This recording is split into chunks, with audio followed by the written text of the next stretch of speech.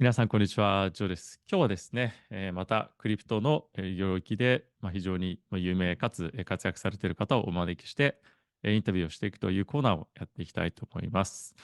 今日はですね、皆さんもいろんなところでも聞いているかもしれませんけれども、バックパック、そしてマットラズですね、ビジネスとして、されている、アルマーニさんに来ていただきました。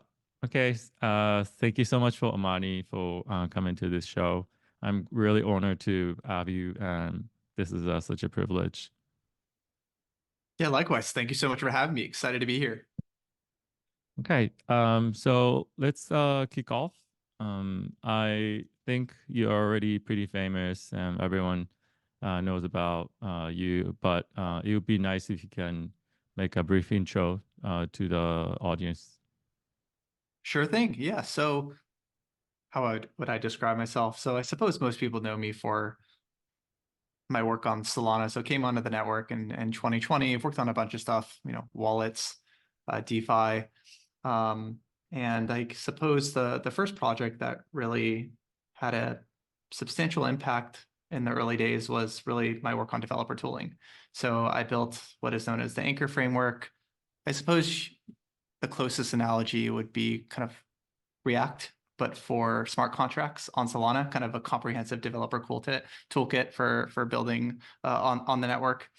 And out of that work is really was born the Coral company, or the what eventually became Backpack and Mad Lads. And so we're working on a bunch of stuff now. One of the co-founders and CEO of Backpack and Mad Lads.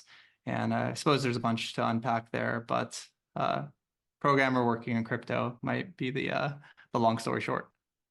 Nice. Thank you so much. So now you're mentioning Backpack, MATLAS, all these two names, and people kind of, you know, possibly get confused. So can you explain the relationship and what they do?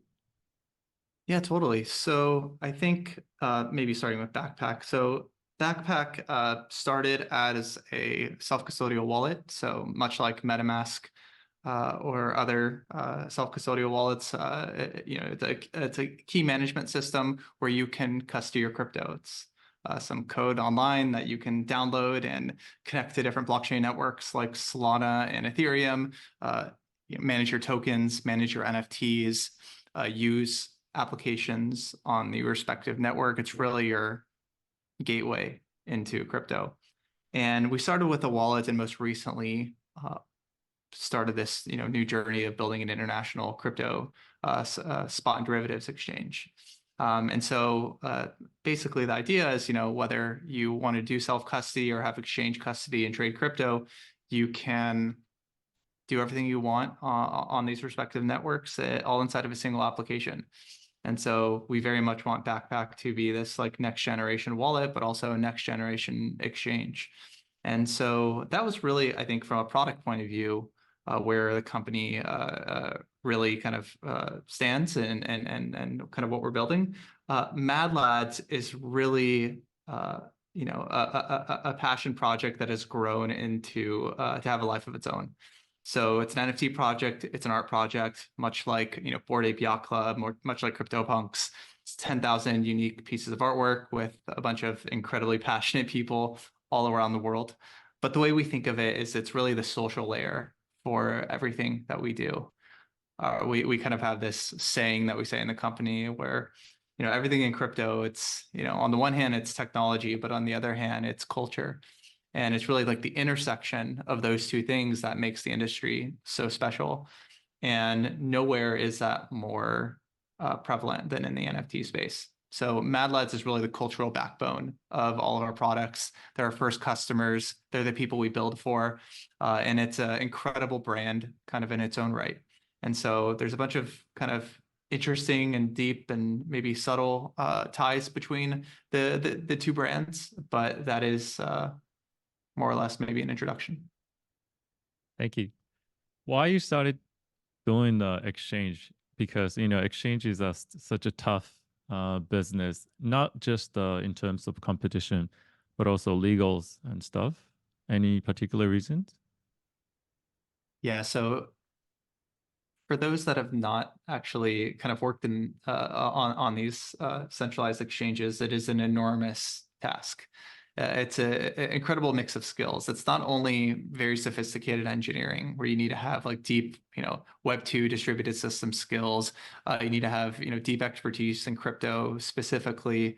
You need to have deep expertise in the way financial markets work and how to build risk engines and a matching engine and a global derivatives platform. Not only kind of the fact that it's up 24/7 and you have customers from all around the world using your product, that's all very challenging, but all very tractable problems from my perspective. I mean, I'm a programmer, I'm a product person, feel like I'm pretty good at those things. But the really hard part about building a crypto exchange, especially these days, is really the legal and compliance and operational side of things. It's about operating and being a globally regulated financial institution all around the world. And depending on where you are, depending on where your customers are, it's different in every country. The rules are different, the compliance standards are different, the product requirements are different, the product sensibilities are different, the expectations of what it means to provide one of these exchanges are different. And so it's a very complex, very, very deep problem. It's much more challenging than just, spinning up a web server and putting up a website and just telling everybody, come use my product. It's pretty complex. And so totally agree with you. It's kind of you kind of have to be a crazy person to start one of these things. But what really motivated it, was a couple things. So firstly, we, like many other people, were deeply impacted by the collapse of FTX and kind of all of the catastrophe that was that had shockwaves, sent shockwaves to the industry. But like many people, I think when we saw that collapse, we also saw that, well, okay, this can't be the end state of the industry. Centralized exchanges are so important. They're really the first touch point that many of us have into the on-chain kind of world. They're really these bridges from the traditional financial system into the parallel financial system that's being built on Solana and Ethereum and Bitcoin and many others. And so it's an extremely important problem. And we felt like, well, although there's all of these large incumbents, there's the Coinbases of the world, the Krakens of the world, the Binances of the world, et cetera. We felt that there was an opportunity to really kind of build a next generation exchange from the perspective of infrastructure. So learning from all the lessons of all of these exchange collapses, whether it's FTX, or the many others. I can go through a long list. And so the first order constraint was just table stakes, which is, well, just from an engineering point of view, how do we build the most secure, most robust possible system?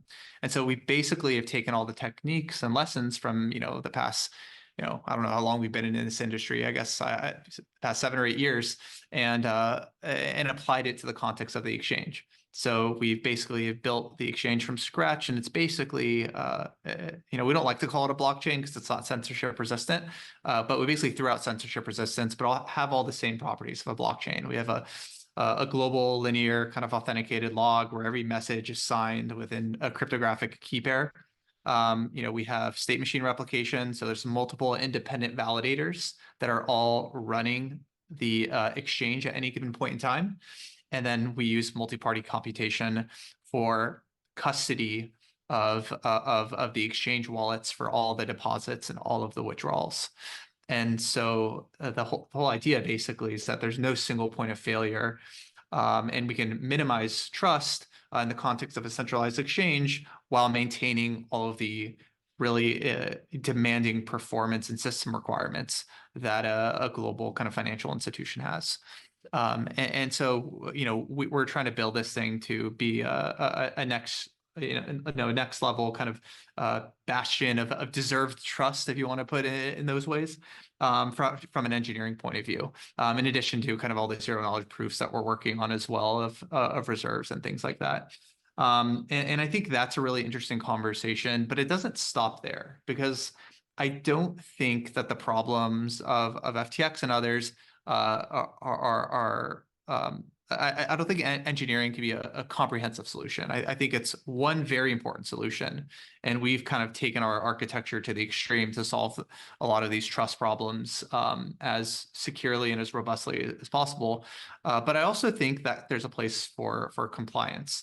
Whether it's for security reasons or reporting reasons, I think it's really important that any new exchange is really trying to do their best to not only fit into the established regulatory framework that kind of runs the financial world, but also to progressively advocate for rules and regulations that are sensible and that have consistent values with not only kind of the crypto industry, but a lot of the benefits that the technology brings. It's kind of funny. A lot of people like to look at blockchain technology and think it's a solution looking for a problem, when the matter of fact is that it's a purpose-built technology for a single purpose, right? It's financial infrastructure. This is why Bitcoin is built. This is like the incredible kind of invention of smart contracts. And so we think that there's a ton to do there, and we think that the compliance piece is extremely important in the context of a centralized exchange. Especially these days, there's not really any good reason to not be fully compliant. And so we want to kind of bring crypto to the masses and bring crypto to kind of traditional finance. And I think the compliance piece is really important and is, I think, one of our unique strong suits for a small startup. I think we have an incredible compliance team. And then I think last but not least, I think there is a lot to do on the product side for centralized exchanges. I think Solana is a great example of this. When it wasn't until, honestly, the past month or so that centralized exchanges really woke up to the fact that Solana has an incredible ecosystem, incredible projects, incredible builders of just genuine people building really cool tech. And I think it wasn't really until kind of prices started going up and volumes on chain started going up that a lot of these centralized exchanges really woke up to this fact, even though a lot of us have been shouting and screaming from the rooftop saying, we're here, there's all this, all these incredible builders. And so I think from that perspective, there's certainly a really big opportunity for, crypto native builders that really care about the on-chain kind of ecosystems to really advocate and build product with the kind of centralized exchange as the top of funnel and bringing them down into the blockchain. And so I think there's a ton of incredible stuff for us to build, and there's definitely an opportunity in the market. And so we saw it and we decided to go for it. So that's kind of the whirlwind tour, but that's kind of was a bit of insight into our thought process. Thank you. So now, very big and complicated product exchange you're building, and also running the, like wallet and Mad Lads. How do you manage running the three different product, or do you think it's very interrelated, connected? Yeah, no, it's a great question. I mean, the short answer is just have a great team, right? I certainly am not the only person that is working on all this stuff. But I think there's very strong synergies between all of them. I certainly think that, for an NFT project, every NFT holder has a wallet. Every NFT holder has an exchange. And so they're two totally different worlds. There's an enormous amount of synergy there. So it totally makes sense to build one for the other. The NFT makes the wallet better, and the wallet makes the NFT better. And so it's kind of this thing where 2 + 2 = 5, to use Tim Cook's words, although that's not exactly how he uses that saying. But it is this thing where it's very counterintuitive. And a lot of people look at me when I'm crazy when I say this, where the more you do actually makes it easier, because it just brings more opportunity. Like the more NFT, the bigger the NFT community, the more users that we have for the wallet. And the more users we have for the wallet, the more feedback we have. And the more feedback we have, the better the product becomes. The better the product becomes, the better the brand becomes. And the better the brand becomes, that trickles into everything, right? Whether it's into the exchange or elsewhere. And so, I think one of it, firstly, have a great team. You have to have a great team. Secondly, is 2 + 2 = 5. Like the more you do, the easier it gets counterintuitively. Although I suppose that might be contentious.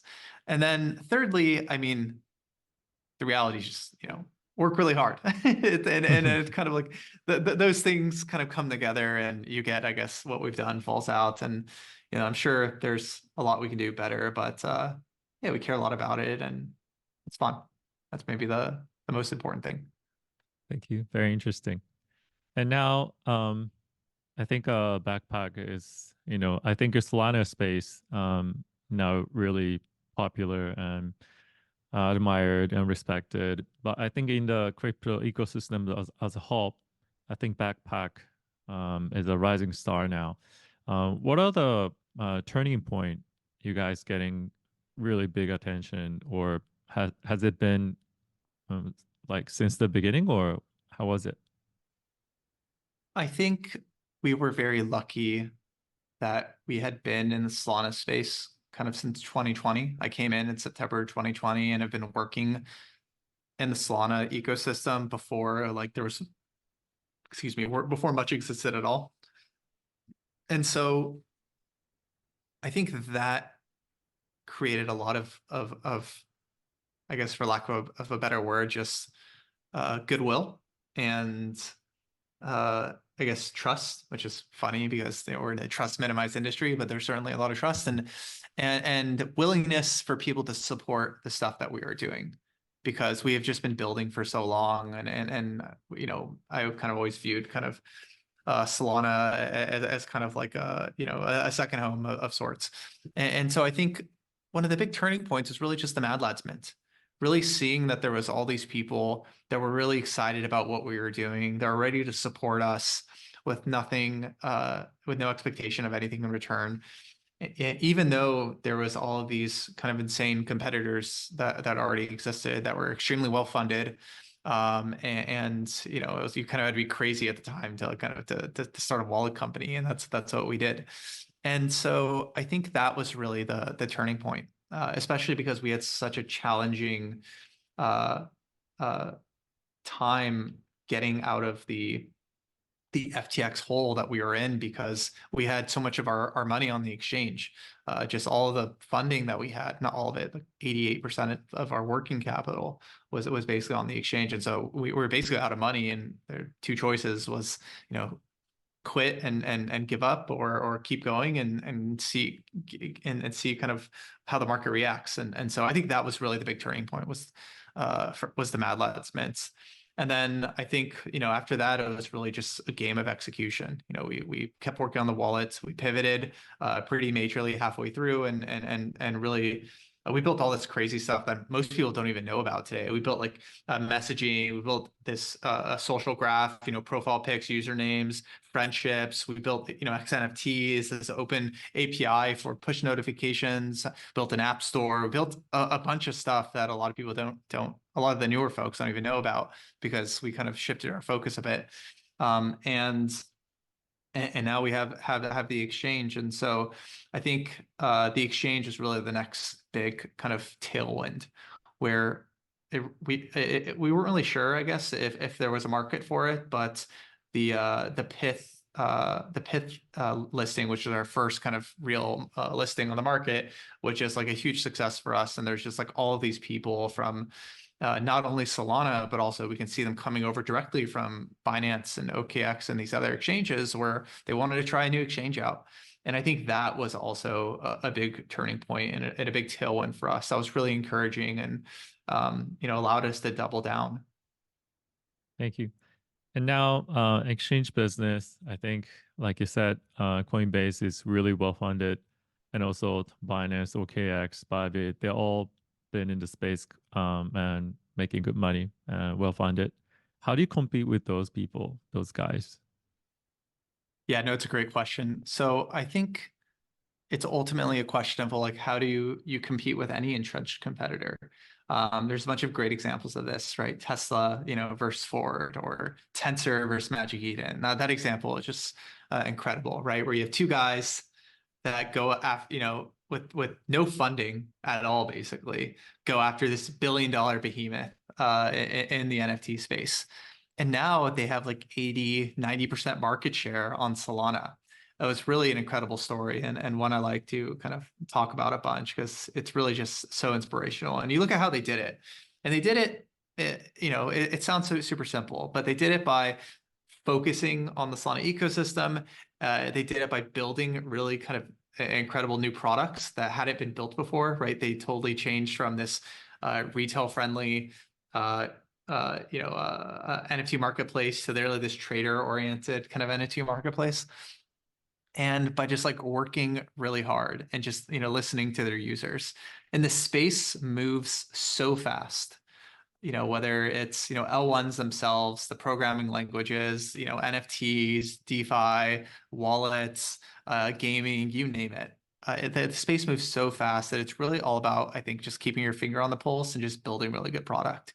And unless you think that the industry is not going to change, you think the industry is going to ossify and stay, I guess, the way it currently is, then there's always a new opportunity for a new, young, hungry competitor to build something new, build something different, and inspire people to, think about the space in a slightly different way.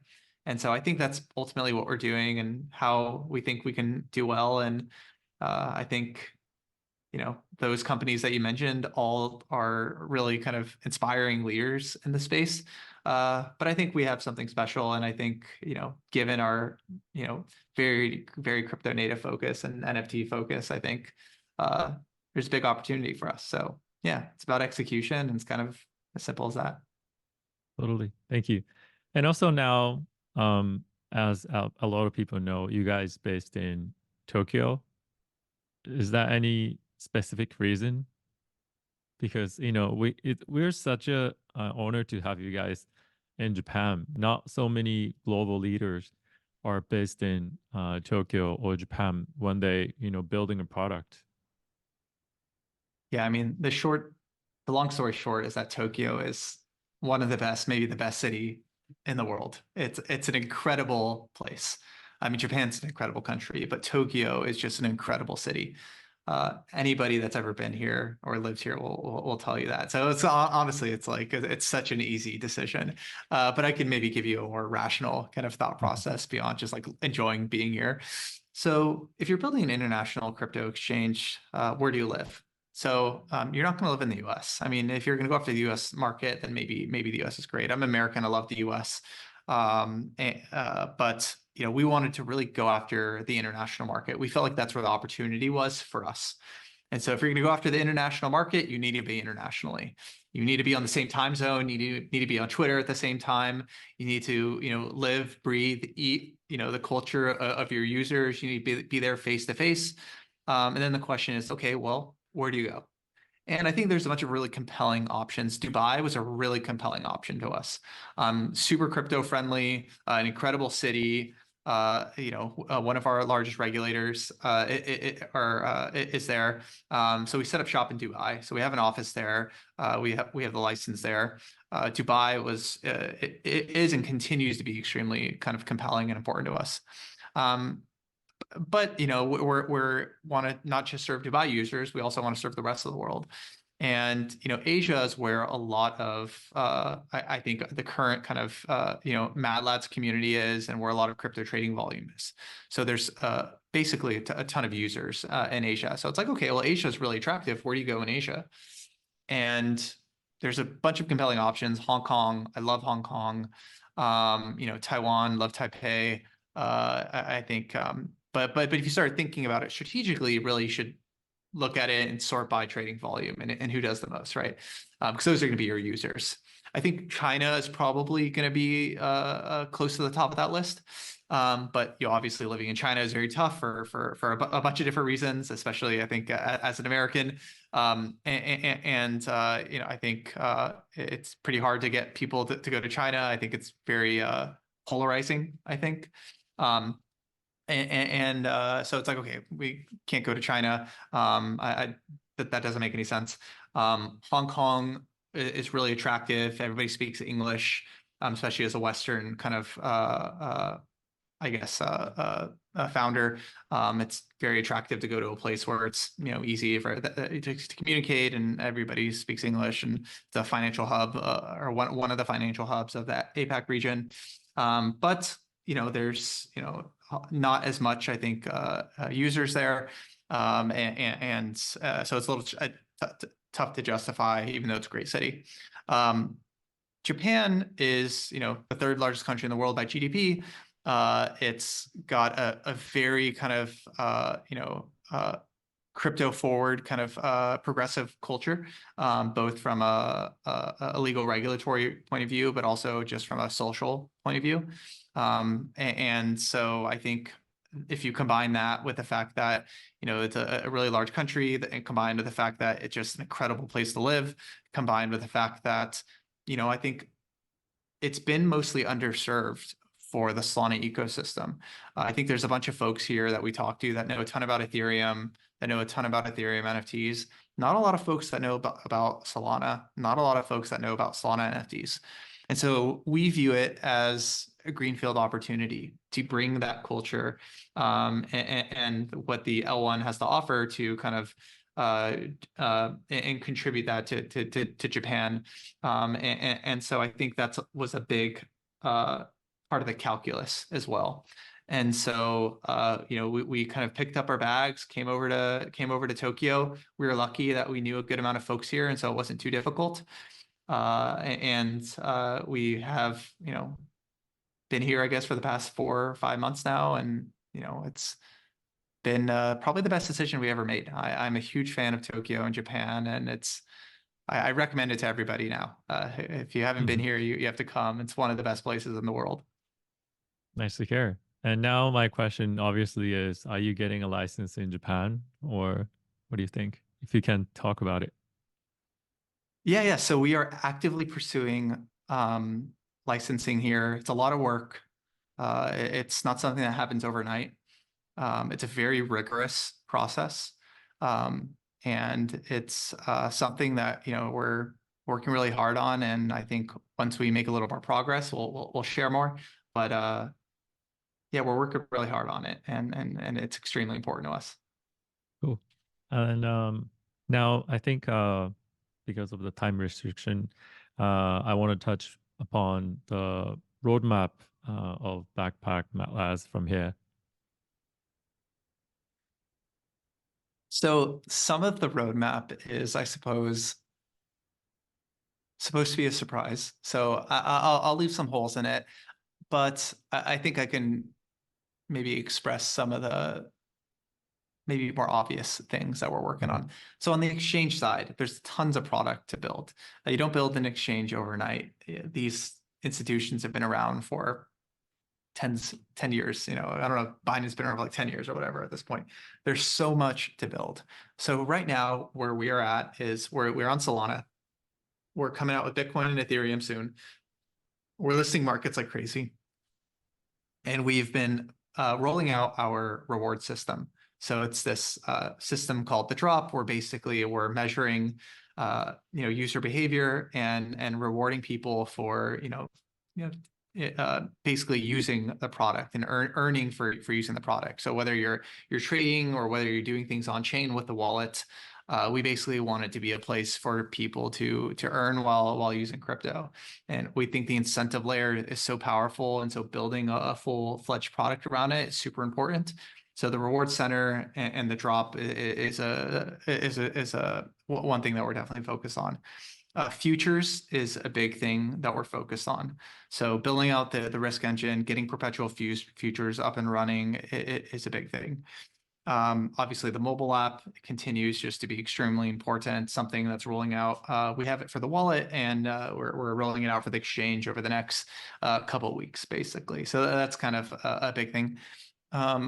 Then there is more blockchains. So I think there's a bunch of really compelling places to integrate into the wallet. And I think that's something we're going to continue to do. We have Solana and Ethereum right now, but we've put in a lot of work into making it easy to add new ones. And so we're looking to basically allow anybody to use any crypto inside of a single app.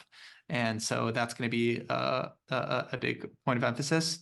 And then I think last but not least is all of the various protocols that we're working really closely with. So Tensor is one that, it's a great team, great protocol, top NFT marketplace on Solana. We are actively working with that team. So there's a bunch of stuff coming down the pipeline with them. Wormhole team, we tweeted about, we're working on some stuff with them. And some other projects that I suppose are in the pipeline. But a lot of partnerships, a lot of protocol integration, and a lot of just collaboration, I think, with a lot of the protocols on the network. And then on the Mad Lads side, I think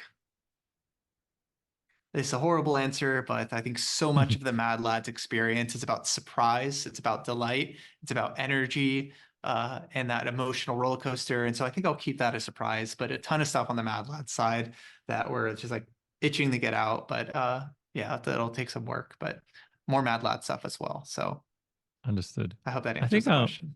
yeah, I think it's going to be very interesting for, exchange having a license in Japan, but also at the same time having a wallet.